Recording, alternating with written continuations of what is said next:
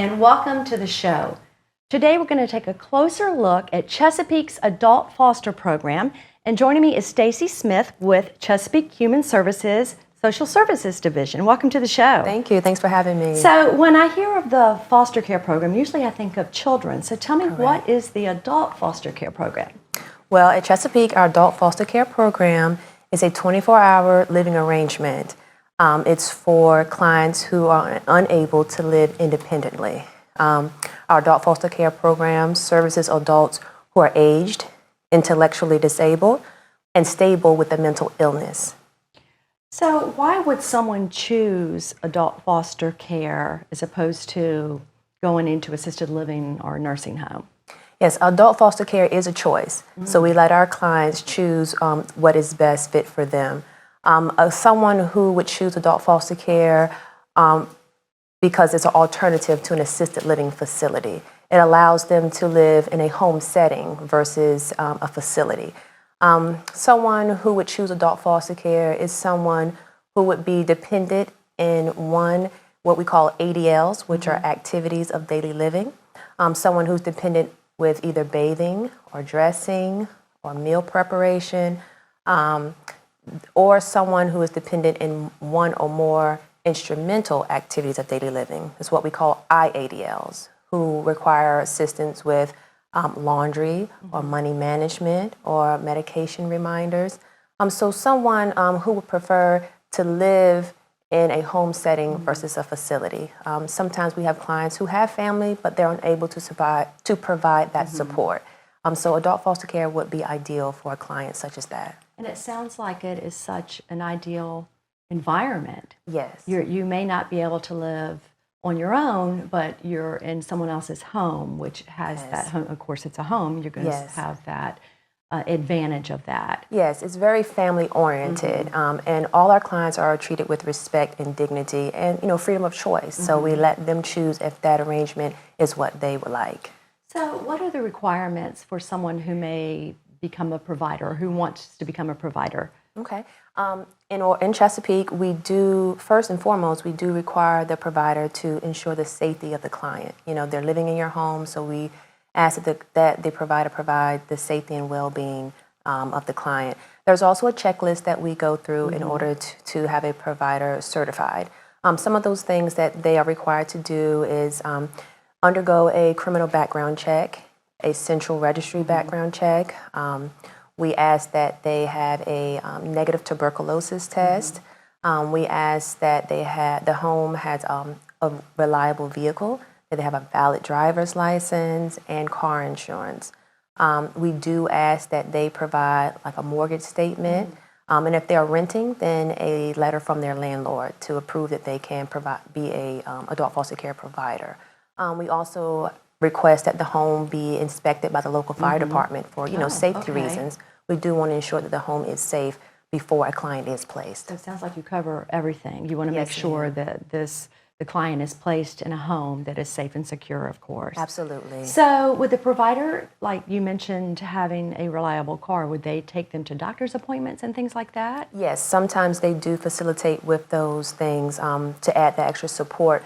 Some of our clients are independent, so they do know how to navigate the bus system or using an Uber or taxi, things like that. But in an instance where that is not available, yes, the provider can provide transportation in case of an emergency or doctor's appointments, things like that. So how does one get placed in adult foster care? Do they reach out to social services, or does the family member, or how do they end up in the program, or how do they find out about it or come to you, I should say? Right. There are several ways they can do this. Sometimes it's referral based. Sometimes it's a family member or maybe another service provider that sees that the client is in need. So therefore, there are referrals that come in. Sometimes people can just call up to social services and inquire on exactly what the program is. But if someone chooses to start the process of becoming a client, we do have to have them assessed to ensure that they meet criteria. Okay, that's what I was going to ask. Yes, the same eligibility for an assisted living facility is the same criteria for adult foster care. So they will be assessed using what we call the UAI. It's called the Uniform Assessment Instrument. We ask a various of questions to see what the client needs help with. Those things I mentioned earlier, like the ADLs and IADLs, those questions will be asked to see what areas they're dependent on, what areas they need help. After they are assessed, they do have to apply for the auxiliary grant. That is a government supplement that supplements income to help pay for room and board. Okay, so that helps out the provider, of course, because you're Absolutely. taking in another family member, if you Yes, will. yes. And that, of course, you will incur expenses with that. So, Absolutely. The auxiliary grant is used to be financial support so that the needs of the client can be met. It won't be all on the provider. The auxiliary grant is used as supplement and financial support to provide all the needs of the client. Also, the client will have to take a physical and also have a negative tuberculosis test before they can be considered as a client. Once those things are done, the social worker does facilitate a face-to-face meeting with the provider and the client, because ultimately we want the client to feel secure and confident in the decision that they're making. So we do facilitate That's great, a yeah. meeting so that they can meet each other and determine if that's a good fit. right, that makes total sense. And I Absolutely. think it's great that, if you may not be able to take care of yourself, and I think we were talking earlier about just the difference in the environment at Yes. assisted living facility compared to actually a home where someone may be able to participate in family activities. Absolutely. All our providers that we currently have, they have become more of family.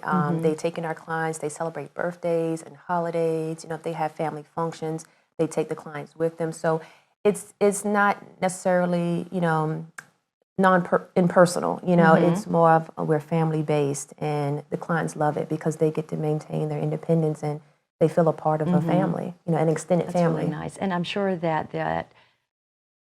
the client gets a lot out of it, but also the provider. Absolutely. All our providers, they find joy in just helping someone else. Someone that's not your family, but someone who just needs a little bit more support. And just giving back to the community. They find pleasure in doing it. And how, like, if I was interested in taking on a client in my home, how would I go about learning more about it or finding out if I am even eligible? We on the city website, Chesapeake City website, we do have a web page designated for our adult foster care program, but we also can be reached at the local social services department at 382-2122. If there's any inquiries, and if you can't find the information that you need on the internet, if you want to ask them additional questions, we're always available during normal business hours. Okay, so the holidays are coming up. Tell us about the event Yes, that we're talking about. We're at holiday season, and this year, like every year, we are soliciting donations for our seniors and disabled population.